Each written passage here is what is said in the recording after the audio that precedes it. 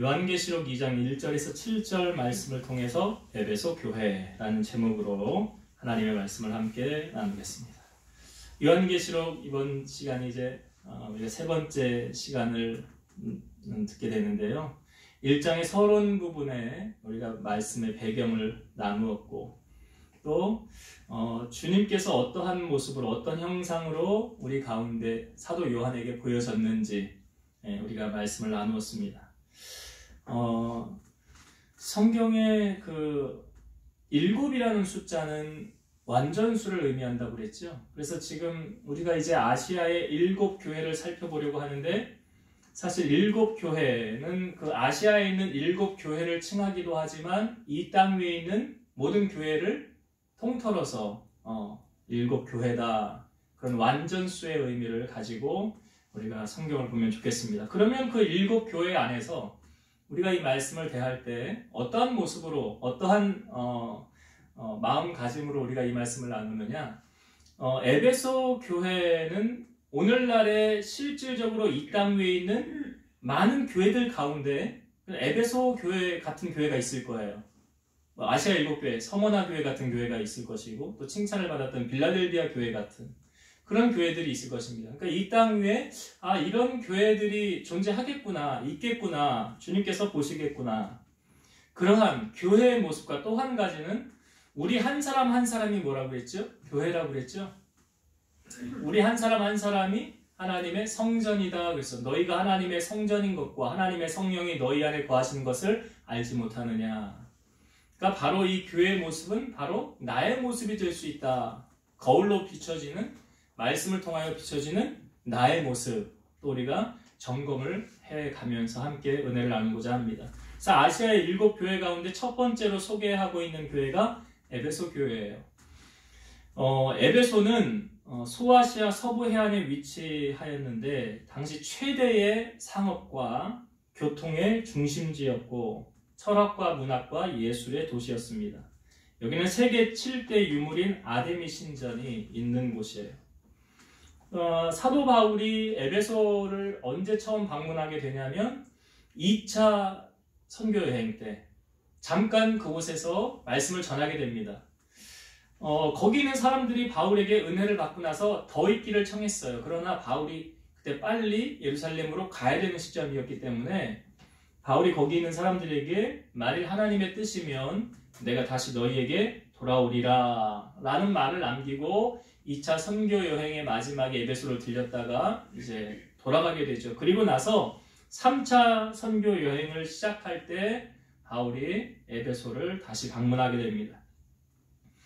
에베소에 가서 했던 사역이 성령 사역을 이제 에베소에서 사도 바울이 한 걸 알 수가 있어요. 에베소 교인들에게 묻습니다. 너희가 믿을 때 성령 받았느냐? 우리는 성령이 있음을 듣지도 못했습니다. 그래서 바울이 예수 그리스도에 관한 것을 말씀하고 그 주님의 은혜로 그곳에 성령이 임하게 되죠. 그러니까 방언을 말하고 예언을 하고 성령이 나타나게 되었습니다. 그리고 두란노 서원에서 바울이 2년 동안 계속해서 그곳에서 복음을 전하게 됩니다. 그 에베소 지역이 문화가 발달되고 종교가 발달되고 교통이 그런 것이 발달되어짐에 따라 이 아데미 우상의 본거지가 어디냐? 바로 이 에베소였어요. 그래서 바울이 이 에베소를 어떻게 나오게 되냐면 그 아데미를 섬기는 이 우상을 만드는 이 사람이 우상이 안 팔리잖아요. 우리가 이게 사도행전에 다 나눴던 말씀이거든요. 우상이 안 팔리니까 이 사람이 이제 이 바울 그 일행을 막 죄를 덮어 씌워서 이 사람을 모함을 시키려고 했던 거죠. 그러면서 아데미 신전에 모여서 이 사람들이 뭐 아데미요 하고 막 폭동이 일어나는 거예요. 그러니까 이 폭동으로 말미암아 바울이 그곳에 더 거하지 못하게 되어서 그 에베소를 그래서 떠나오게 됩니다. 바울이 에베소를 떠나오면서 누굴 남겨놨냐면 자기가 영적으로 낳은 아들 디모데를 에베소 교회에 놓고 나오게 돼요. 그래서 에베소 교회를 디모데가 목양해라 그렇게 맡기고 바울은 나오게 됩니다. 그러니까 예루살렘과 처음에 복음이 전해졌던 그 위쪽의 안디옥이라는 그곳과 이 에베소는 기독교 선교의 중심지가 되었어요. 그러니까 이런 시대적인 배경을 우리가 좀 알고 이런 상황에 지금 에베소 교회가 놓여 있구나 라는 그런 배경을 좀 알고 말씀을 우리가 함께 나누길 원하는데요. 먼저는 제가 1절부터 오늘 우리 7절까지 보았지요. 한 절 한 절 보면서 그 주시는 의미를 먼저 좀 잠깐 나누길 원해요. 본문 속에서 주시는 내용을. 자, 한번 1절을 제가 다시 보겠습니다. 에베소 교회의 사자에게 편지하라. 오른손에 있는 7별을 붙잡고 7금 촛대 사이를 거니시는 이가 이르시되, 이게 누가 상상이 됩니까? 지금 누구를 표현하고 있는 거죠? 오른손에 7별을 붙잡고 또 7금 촛대를 사이를 다니신다. 우리가 저번 시간에 말씀을 나누었지만 7별은 뭘 상징한다고 그랬죠? 7교회의 사자. 7교회의 사자. 하나님의 그래서 보낸 천군, 천사, 넓은 의미로 말하면 하나님의 종들까지도. 그 7별을 붙잡고 또 7금 촛대는 뭐라고 그랬죠? 뭐 상징한다고 그랬죠? 교회라고 그랬죠. 그러니까 교회 사이를 거니시느니 그분이 누구시겠어요?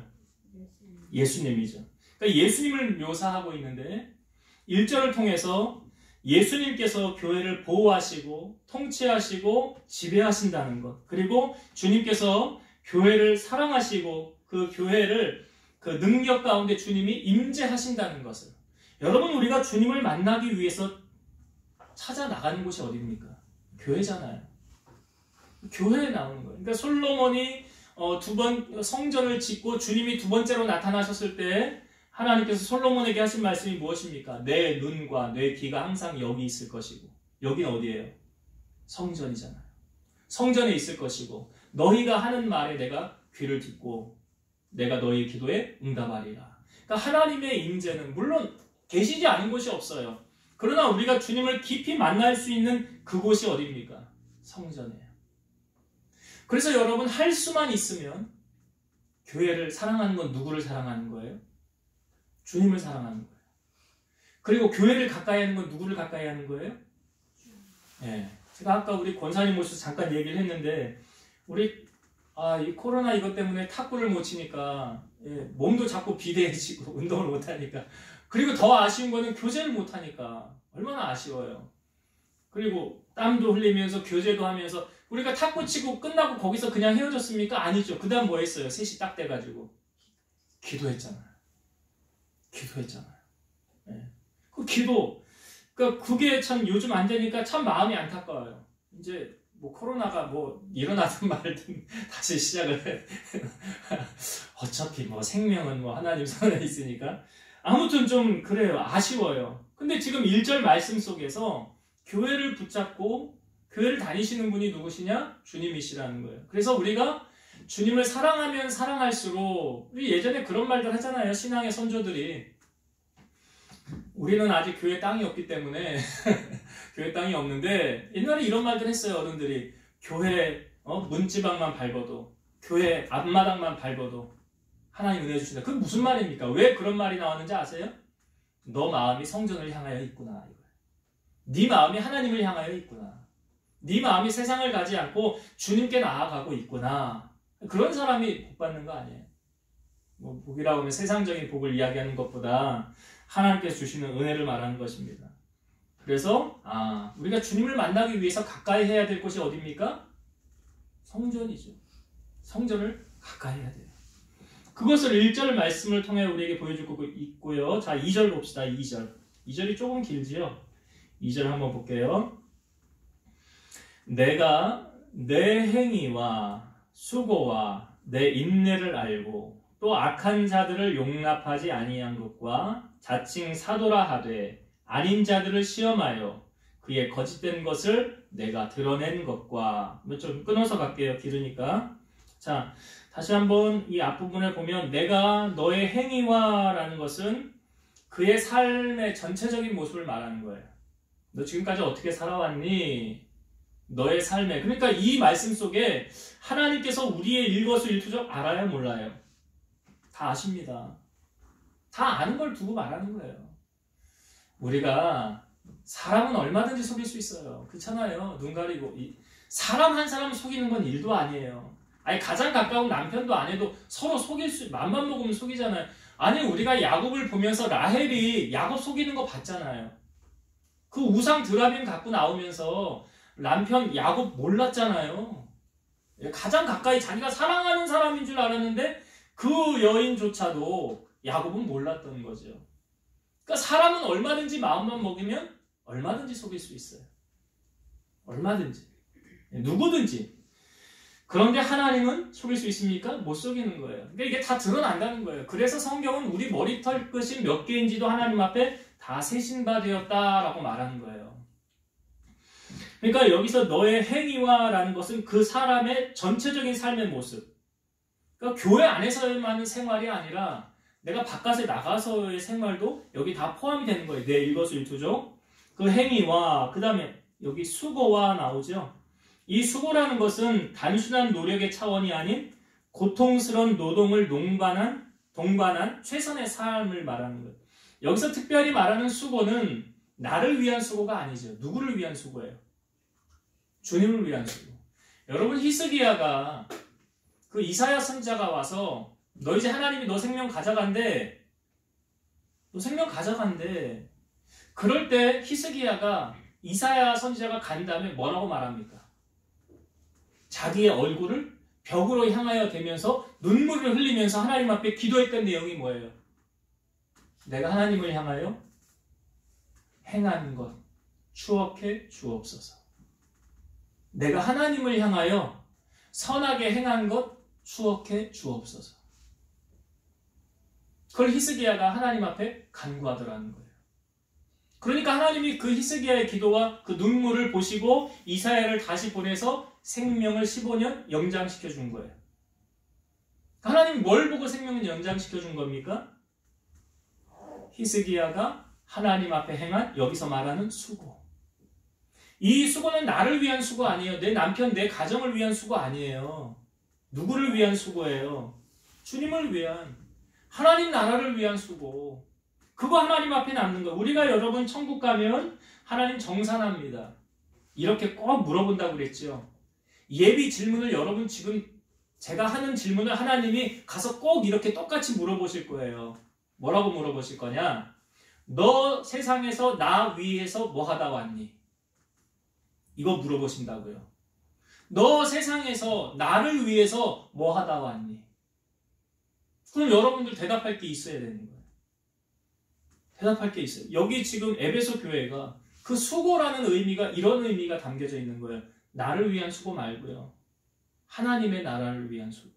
주님을 위한 수고.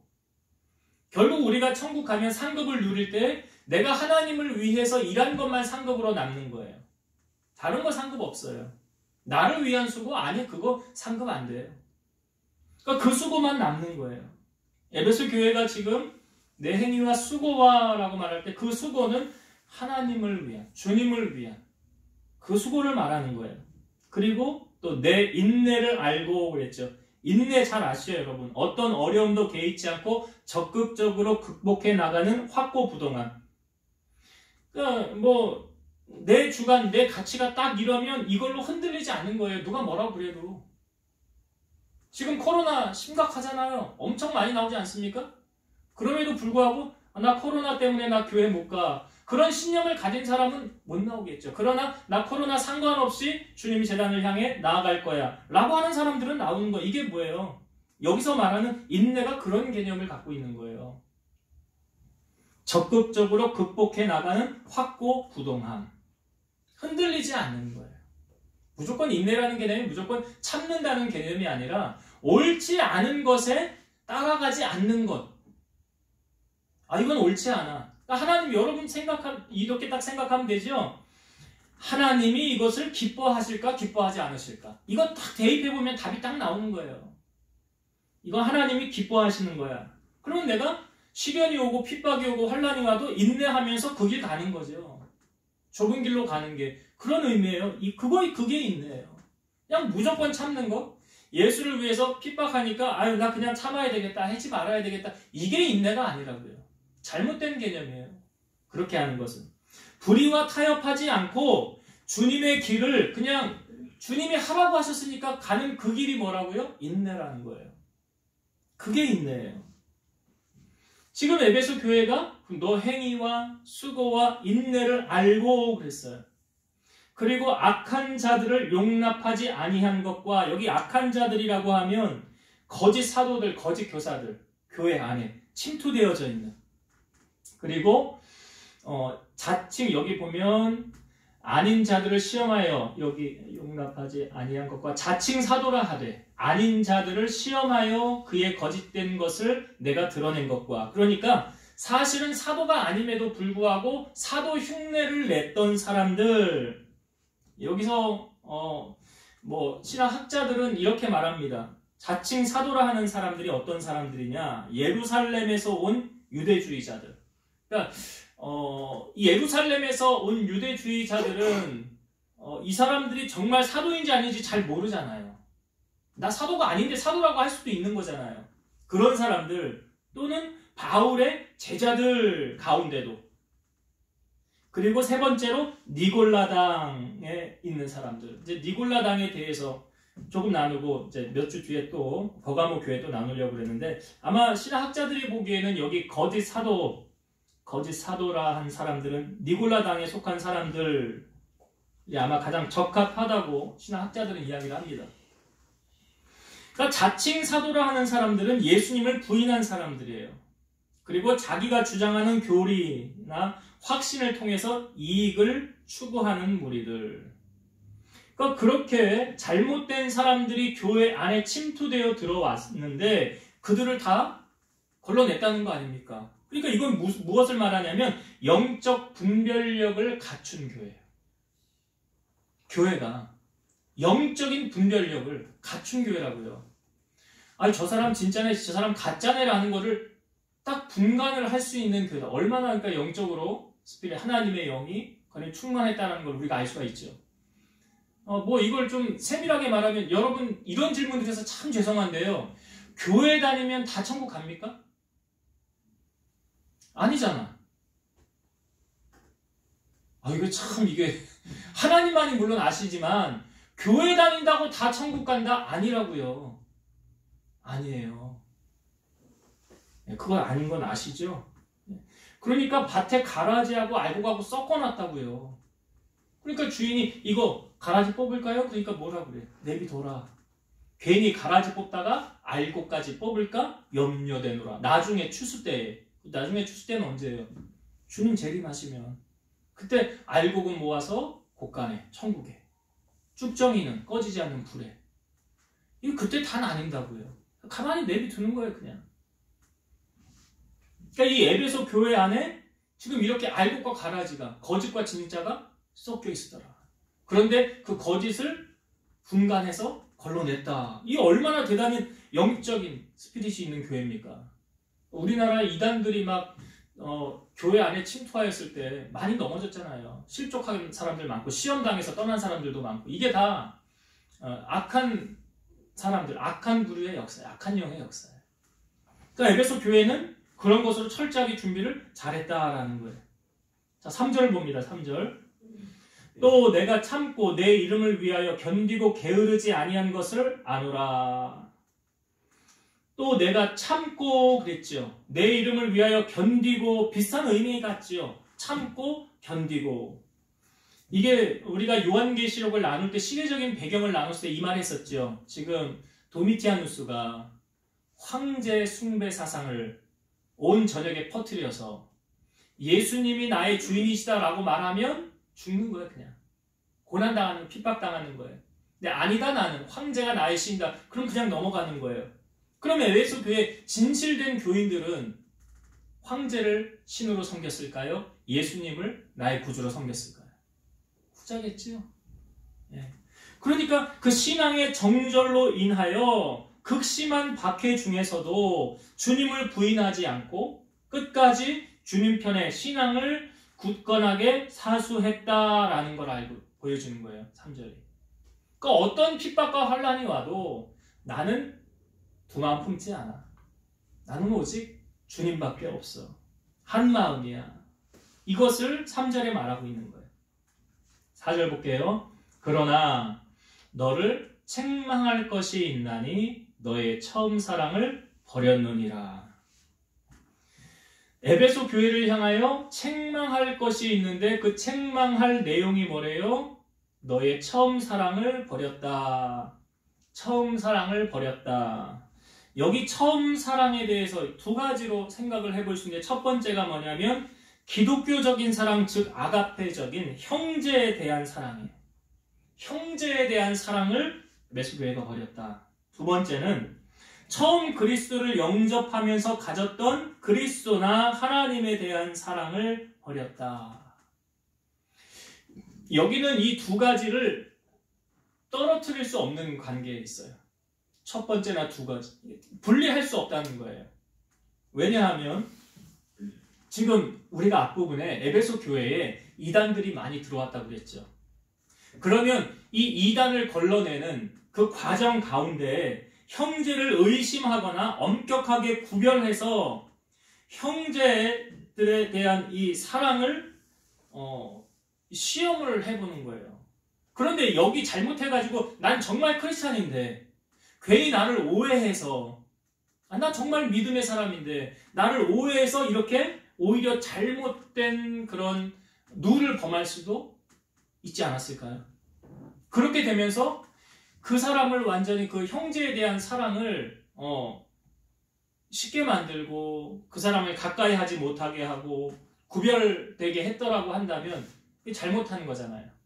그렇게 됨으로써 형제들의 마음이 정말 진실한 사랑을 나타내지 못해요. 그런 잘못된 누를 범할 수도 있었다. 그리고 형제에 대한 사랑은 하나님에 대한 사랑의 불가분의 관계이다. 요한일서 4장 20절 누구든지 하나님을 사랑하노라 하고 그 형제를 미워하면 이는 거짓말하는 자니 보는 바 그 형제를 사랑하지 아니하는 자는 보지 못하는 바 하나님을 사랑할 수 없느니라. 이게 무슨 말인지 이해가 되십니까? 나 하나님 사랑해. 그런데 보이는 형제는 사랑하지 않아. 그럼 하나님 사랑하는 사람 맞대요? 아니래요? 네? 아니래잖아. 성경이 말하잖아. 여기 누구든지 하나님을 사랑하노라고 그 형제를 미워하면 거짓말하는 자예요. 보는 바 형제를 사랑하지 아니하는 자는 보지 못하는 하나님을 사랑할 수 없느니라. 그러니까 하나님을 사랑한다라고 말하는 사람이 하나님의 형상대로 지음을 받은 형제나 자매를 사랑하지 않는다라는 것은 모순이 있다. 진실된 하나님의 사랑이 아니다라는 거예요. 그러니까 여기서 말하는 처음 사랑의 개념을 형제에 관한 사랑과 하나님에 관한 사랑을 두 가지를 다 연결해서 우리가 봐야 돼요. 자, 5절 봅시다. 5절. 그러므로 어디서 떨어졌는지를 생각하고 회개하여 처음 행위를 가지라. 만일 그리하지 아니하고 회개하지 아니하면 내가 내게 가서 내 촛대를 그 자리에서 옮기리라. 여기 여러분 말씀을 잘 보세요. 앞부분에 그러므로 어디서 떨어졌는지를 생각하고 회개하여 처음 행위를 가지라. 이 말이 어떤 의미인지 아십니까, 여러분? 그냥 쉽게 풀면 어디서 떨어졌는지를 생각하고 그랬죠. 어디서 떨어졌는지를 생각하고. 그러니까 내가 지금 왜 내게 이 마음이 왔지? 내가 왜 지금 나의 사랑이 식었지? 하나님에 대한 사랑과 형제에 대한 사랑이 왜 식었지? 그 원인을 뭐 하라는 거예요? 분석하는 거예요. 그러니까 죄의 원인을 깊이 생각하고 그거 어디에서 잘못됐는지를 찾으면 뭐 하래요? 회개하고. 회개. 여러분, 회개라는 것은 단번에 결정적으로 돌아서는 거예요. 회개는 쉽게 말하면 돌이키는 거예요. 근데 더 좀 차원 높은 회개는 뭐냐면 내가 범하는 실수를 자꾸 반복하지 않는 거예요. 돌이키는 거예요. 인간이 우리가 참 연약하기 때문에 한번 잘못됐던 실수를 또 물론 범할 수도 있지만 진정한 회개의 의미는 뭐냐면 다시 반복하지 않는 거예요. 그래서 돌이킨다라는 의미를 더 갖는 거예요. 그래서 어떻게 하래요? 처음 행위를 가지라. 처음 행위는 무엇입니까? 내가 예수님을 처음에 만났을 때 그 뜨거웠던 감격과 그 은혜, 그 사랑을 가지고 형제들을 내가 사랑으로 품는 것. 이게 연결되어져 있죠. 그러니까 십자가의 의미가 그거 아닙니까? 십자가 위에서 아래는 하나님과 나와의 관계잖아요. 옆으로는요. 내 주변에 있는 사람들과의 관계잖아요. 그래서 성경은 하나님은 사랑이시라 하면서 십자가를 우리에게 보여주는 거예요.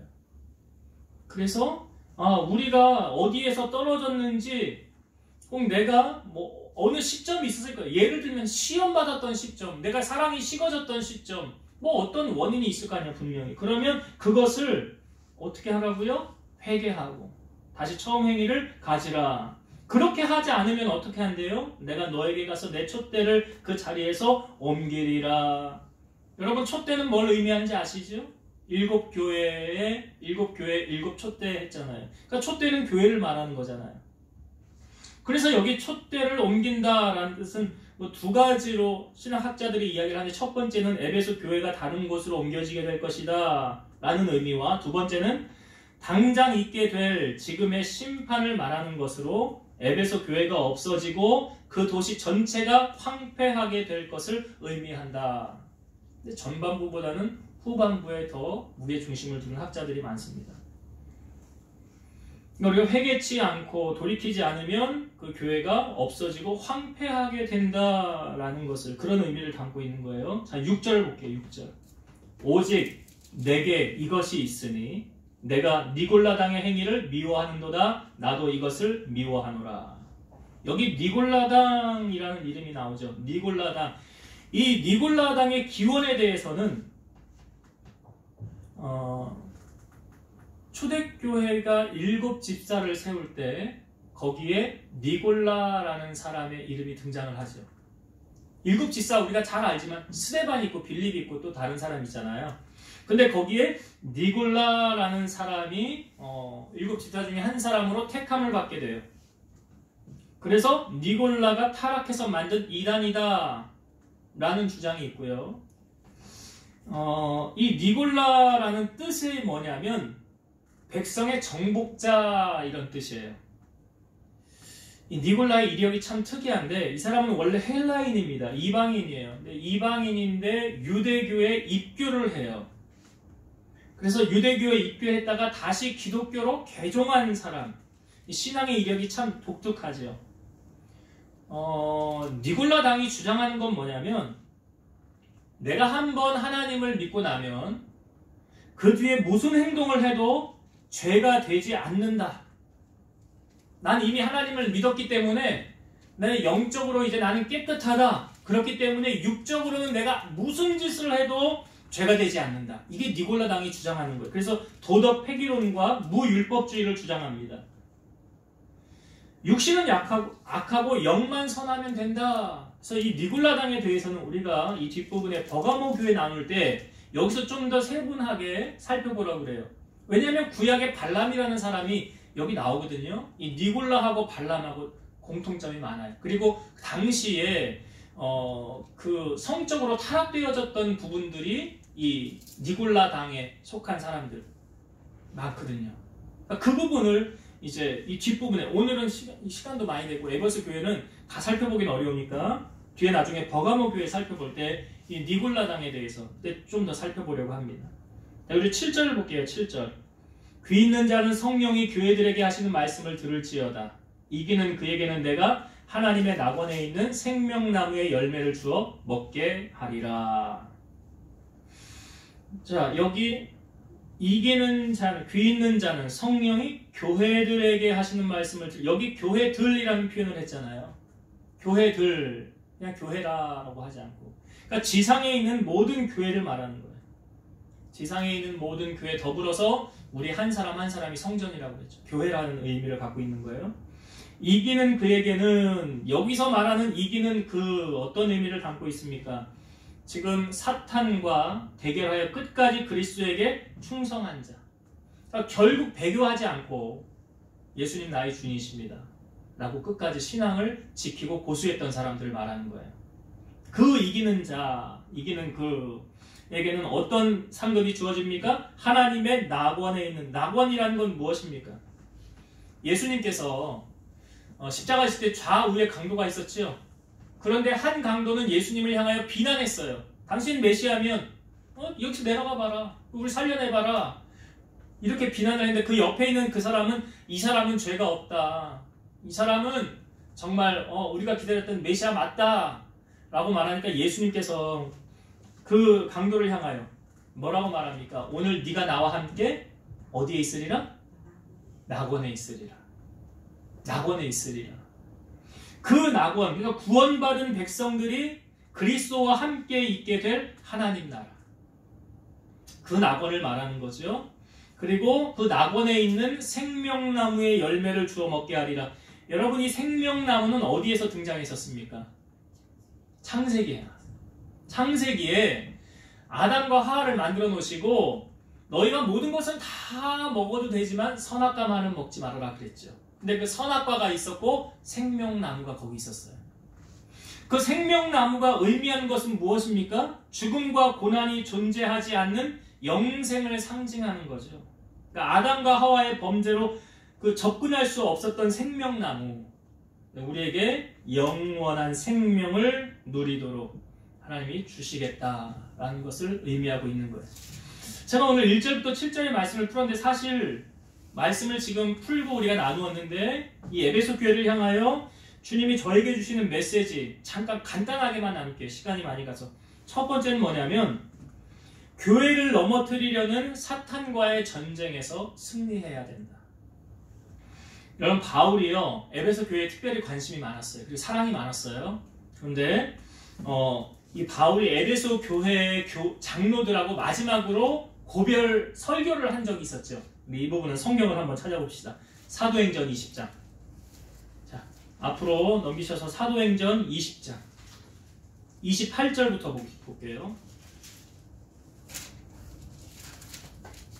여기 바울이 시간 관계상 그 에베소로 가지 못하고 에베소에 있는 장로들을 밀레도로 오라고 해서 여기서 이제 사도 바울이 고별 설교를 합니다. 그 고별 설교를 했던 내용인데, 자, 20장 28절부터 볼게요. 28절부터 제가 읽어볼게요. 여러분은 자기를 위하여 또는 온 양떼를 위하여 삼가라. 성령이 그들 가운데 여러분을 감독자로 삼고 하나님이 자기 피로 사신 교회를 보살피게 하셨느니라. 내가 떠난 후에 사나운 이리가 여러분에게 들어와서 그 양떼를 아끼지 아니하며 또한 여러분 중에서도 제자들을 끌어 자기를 따르게 하려고 어그러진 말을 하는 사람들이 일어날 줄을 내가 아노라. 그러므로 여러분이 일깨어 내가 3년이나 밤낮 쉬지 않고 눈물로 각 사람을 훈계하던 것을 기억하라. 지금 내가 여러분을 주와 및 그 은혜의 말씀에 부탁하노니 그 말씀이 여러분을 능히 든든히 세우사 거룩하게 하심을 입은 모든 자 가운데 기업이 있게 하시리라. 자, 여기까지만 볼게요. 여기 바울이 그 에베소에 있는 장로들, 특별히 교회 지도자들을 택하여서 무엇을 부탁합니까? 사나운 이리가 교회 안으로 들어올 것이다. 그리고 분쟁을 일으킬 것이고 어그러진 말을 해서 당 가르게 할 것이고 많은 사람들이 혼란과 어려움을 당할 것이다. 그러니 여러분들은 그 말씀에 굳건하게 서서 그 양무리를 잘 돌보십시오. 이 말을 사도 바울이 권면의 말로 지금 하고 있는 거예요. 여러분, 바울은 알았지요. 자기가 떠난 후에 이런 일이 교회 안에 일어날 것을.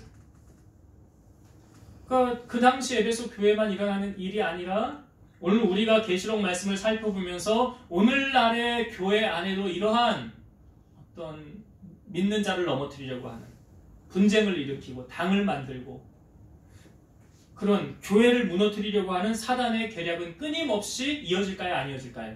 이어지죠. 끊임없이 교회를 넘어뜨리려고 할 거예요. 마귀는. 왜? 하나님의 소망, 주님의 소망은 교회에 있지만 상대적으로 마귀는 그것을 이기기 위해서는 어디를 넘어뜨려야 돼요? 교회를 넘어뜨려야죠. 교회를 무너뜨려야죠. 교회를 문 닫게 해야죠. 성도들 다 흩어지게 만들어야죠. 이것이 사단이 자기가 기뻐하는 일이잖아요. 그러니 그런 일이 에베소 교회에 지금 나타날 것을 바울이 알고 그 장로들에게 어떻게 하라는 거예요? 말씀에 든든하게 서서 깨어서 능히 잘 감당해 나가십시오 라는 것. 에베소 교회를 향하여 오늘 우리에게도 사탄과의 영적 싸움에서 말씀으로 무장해서 승리하는 여러분이 되시길 바라고, 두 번째로 함께 나누고 싶은 것은 지금 에베소 교회가 회복되어야 될 것이 뭐라고 그랬습니까? 처음 사랑. 처음 사랑. 여러분, 남녀가 만나서 우리 이런 말 있죠. 18개월 동안은 좋은 호르몬이 나온다고 그래요. 쉽게 말하면 눈에 콩꺼풀 씌운 거예요. 그러니까 다 이쁜 거예요. 다 사랑스러운 거예요. 근데 그 기간이 지나면요. 그게 계속 이어집니까? 문제는 뭐예요? 그것이 계속 가야 부부관계, 결혼을 해도 문제가 없는 거 아닙니까? 그런데 그것이 없어지면 그게 어떻게 되는 거예요? 이제 의무감이 되는 거죠. 의무감으로 되는 거예요. 참 안타까운 건데요. 여러분, 우리가 신앙생활을 하면서도 혹 주님을 향한 그 사랑함이 내가 식어서 혹 의무감으로 하고 있다면 신앙생활 참 불행하죠. 에베소 교회를 향하여 지금 말하는 거예요. 너 나를 향한 사랑이 의무감이니? 너 나를 향한 사랑이 어쩔 수 없이 또 남보기의 시선에 안 하면 안 되니까 너 혹시 그런 마음으로 나를 섬기고 있니? 아니면 야곱이 라헬을 사랑할 때 7년을 술같이 여긴 것처럼 그 나를 향한 그 사랑이 언제나 변함없이 기대감을 가지고 내게 나아오고 있니? 오늘 우리에게 하시는 주님의 말씀 아닐까요? 나는 그 주님을 지금 어떻게 섬기고 있는가? 정말 기대감을 가지고 정말 주님의 재단에 오면 그 은혜에 넘쳐서 가슴이 뛰고 주님을 만나는 그 사모함으로, 사랑함으로 주님 재단 앞에 나오고 있는가? 아니면 정말 형식적인 그러한 모습으로 전략되어지고 있는가? 이 말씀을 읽고 말씀을 마칠게요. 베드로전서 4장 7절에서 8절. 만물의 마지막이 가까이 왔으니 그러므로 너희는 정신을 차리고 근신하여 기도하라. 무엇보다도 뜨겁게 서로 사랑할지니 사랑은 허다한 죄를 덮느니라. 기도하겠습니다. 살아계신 하나님, 우리 주님께서 에베소 교회를 향하여 말씀하셨습니다. 그들이 이단을 걸러내고 잘한 것도 하나님 아시고 칭찬하셨습니다. 그러나 처음 사랑을 잃어버려서 그것을 어디서 떨어졌는지 돌이키고 회개하여 처음 행위를 가지라고 하셨습니다. 말세의 사랑이 식어지고 이기적으로 변하는 이 시대 속에 무엇보다 우리가 놓지 말아야 할 것은 하나님의 말씀에 굳건하게 세워져 있는 것과 또한 우리가 주님을 사랑하되 이전보다 더 사랑하며 의무감이 아닌 나의 마음의 중심에서 주님을 향한 그 변함없는 그 사랑이 날마다 흘러넘치게 하시고 사모하는 마음과 열정을 가지고 주님을 이전보다 더 뜨겁게 사랑할 수 있는 우리 성도들이 되게 하셔서 그 사랑을 많은 하나님의 형상을 입은 자들에게 흘려보낼 수 있는 우리 사랑하는 성도들이 다 되게 하여 주옵소서. 예수님의 이름으로 감사하며 기도드리옵나이다. 아멘.